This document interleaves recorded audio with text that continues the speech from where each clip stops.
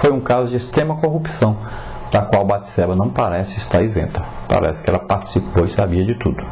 Ora, depois de tanta miséria, o autor do Salmo, que descreve a onisciência, a onipotência de Deus, ele ficou então em pedaços, quebrado, sob o peso esmagador da mão de Deus. E dentro de um tremendal de lama que ele estava, pecados que ele estava, então ele gastou pelo menos 9 meses para reconhecer e confessar tudo de errado que havia feito.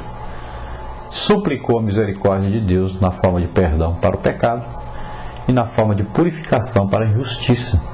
Aceitou a morte da criança, o incesto de Aminon, as trapalhadas de Absalão, a provocação de Simei, a maldade de Aitofel, a morte de Absalão e a sedição de Seba. Tudo isso como consequências diretas ou indiretas do seu mau exemplo, do seu mau comportamento, de seus pecados. Então o processo de restauração tinha que incluir todos esses acontecimentos e demorou mais de 10 anos essa restauração de Davi.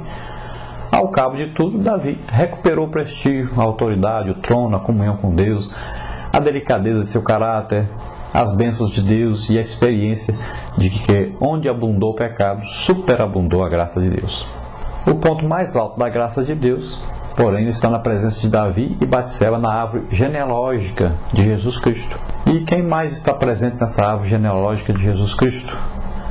Além de Davi, que cometeu tantos pecados, nós podemos ver aí Tamar, Raabe, Ruth, Jamais elas estariam aí se não fosse a maravilhosa e soberana graça de Deus. A Bíblia registra também que Davi morreu em ditosa velhice, cheio de dias, riquezas e glória, como está em 1 de Crônicas 29, 28. Talvez este seja então o mais extraordinário exemplo de restauração de toda a Escritura. Agora, para haver restauração, existe um caminho que deve ser percorrido, Para sair do fundo do poço é preciso fazer alguma coisa. Não o impossível, apenas o possível. O impossível ocorre por conta de Deus. São coisas simples, mas fundamentais, que devem ser feitas. Então vamos ver que coisas devem ser feitas para que ocorra então a restauração. Primeiro, entre com o desejo de ser restaurado. É preciso que haja essa vontade, esse desejo realmente de ser restaurado. Então esse eu não quero atrapalha tudo. Eu não desejo atrapalha tudo. Esse eu não posso também atrapalha tudo. Então lembre-se do lamento de Jesus sobre Jerusalém. Quantas vezes quis eu reunir os teus filhos, como a galinha junto os teus pintinhos, debaixo das asas, e vós não quisestes. Deus vai até o pecador, insiste, procura por ele, onde quer que ele esteja. Deus faz tudo o que for necessário para que haja restauração. Agora, depois que você sente o desejo de ser restaurado, é preciso que você faça pedido a Deus de restauração. Então comece a orar perseverantemente para Deus o tirar de um poço de perdição, de um tremendal de lama. Veja o tríplice pedido de restauração de Israel no Salmo 80. Restaura-nos, ó Deus, restaura-nos, ó Deus dos exércitos, restaura-nos, ó Senhor, Deus dos exércitos. Depois também é preciso que você se lembre de onde, quando e como começou a crise que o deixou no fundo do poço. É importante você se lembrar das causas. O que causou isso? Como eu cheguei a esse ponto? Por onde eu passei para chegar aqui? Então você precisa pegar o fio da meada outra vez. Foi este o conselho de Jesus, aquele que havia abandonado o seu primeiro amor. Lembra-te, pois, de onde caíste e arrepende-te, Se volta para Deus. Em outras palavras, então, Jesus está dizendo, assume que você fez de errado. Note bem, é preciso lembrar para confessar. Então você lembra dos seus pecados, confessa, pede perdão. Então agora vem exatamente a confissão. Confesse o iceberg todo. Ou seja, tudo que levou você a afundar, tudo que levou você a estar na posição que está, confesse isso ao Senhor. Lembre todos os pontos por onde você passou para chegar onde está. Confesse ao Senhor e peça perdão. Então não é para confessar apenas o pecado mais grosseiro, apenas os pecados mais leves. É preciso então confessar tudo. A segurança demasiada, as brincadeiras inocentes, as pequenas e grandes concessões, a falta de vigilância, a negligência devocional, o pecado de rebelião. Note bem, é preciso confessar para não mais lembrar. Então, quanto mais você lembra na hora de pedir perdão, você confessa para Deus, mas depois você vai esquecer. Então, os pecados mal confessados depois são lembrados. Então é preciso confessar, é preciso dizer para Deus tudo que fez de errado, para que não haja mais lembrança disso no futuro. Vai haver depois disso, então, uma renovação da aliança, uma renovação da amizade com Deus, do carinho de Deus, da misericórdia de Deus, dessa intimidade com Deus. Então você precisa voltar à prática das primeiras obras, que são aquelas obras de amor. São coisas que você faz porque ama, porque o amor de Deus está em você. Você não está fazendo para merecer alguma coisa, ou para ganhar alguma coisa, ou para aparecer. Mas você faz porque ama, porque o amor de Deus te constrange, está em você e o motiva, o impulsiona a fazer. Por fim, deixe o resto com Deus. Você tem que fazer essa parte. Não esquente mais a cabeça, não fique super preocupado. Deixe o resto com Deus, deixa Deus fazer a parte dele.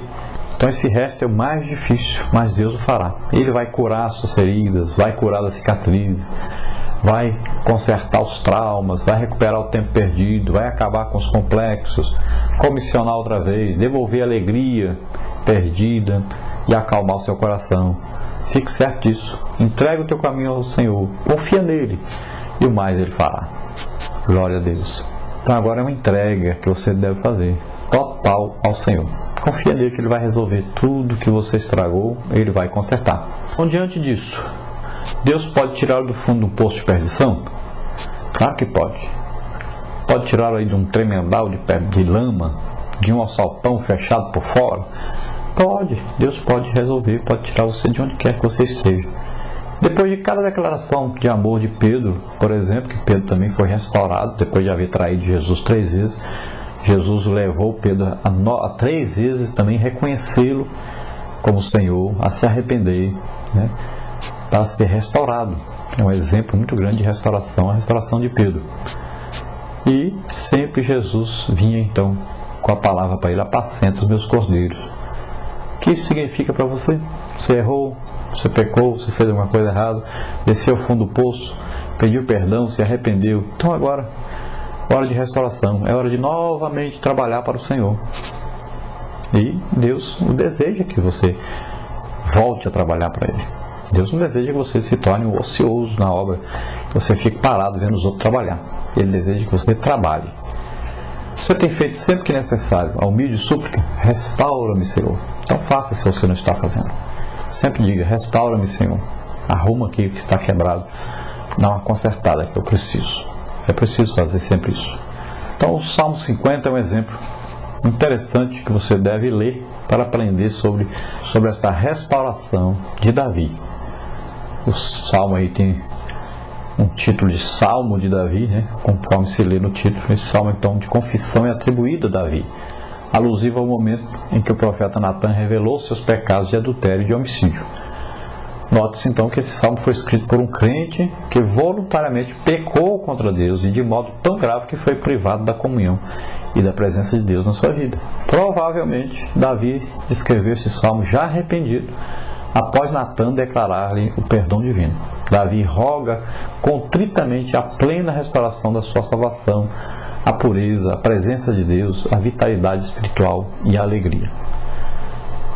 Então, o grande perigo que Davi achou que correu, e o grande desespero de Davi, é porque ele sentiu a falta da comunhão com Deus.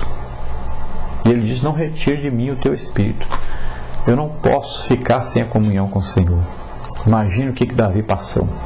Um homem que, segundo o coração de Deus, que tinha intimidade com Deus, e de repente perder total essa intimidade, ficar só de repente, sentir que estava só, sem a presença do Espírito Santo. É terrível. Então ele teve que correr rápido, se arrepender, pedir perdão e desejar essa comunhão novamente com Deus. E Deus então o restaurou, porque Davi deixou de sentir a comunhão com o Espírito Santo, a presença do Espírito Santo, e começou sempre a se lembrar do pecado que ele cometeu. Aquilo era uma acusação terrível. A pessoa fica assim, sempre com a acusação, sempre se lembrando daquilo que fez de errado, e vai cada vez ficando pior. Então é preciso sair disso, é preciso se entregar a Deus, confessar esse pecado, pedir perdão e voltar à união com Deus, intimidade com Deus. Se você está nessa situação, faça isso rápido, não demore. Nós temos um inimigo, e o inimigo, ele vem sempre dizendo, não tem mais jeito, agora você fez, o que você fez agora não tem jeito, não tem solução, agora acabou para você. Isso é mentira do diabo. Deus está de braços abertos te esperando, só esperando que você se arrependa, confesse o seu pecado, se entregue a Ele, deseje realmente esse perdão e essa comunhão com Ele. Ele está pronto a te perdoar e pronto a te usar novamente na sua obra. Creia nisso, tenha certeza disso. Vamos ver agora o nosso questionário, para nós passarmos pelos pontos aí da nossa lição na revista.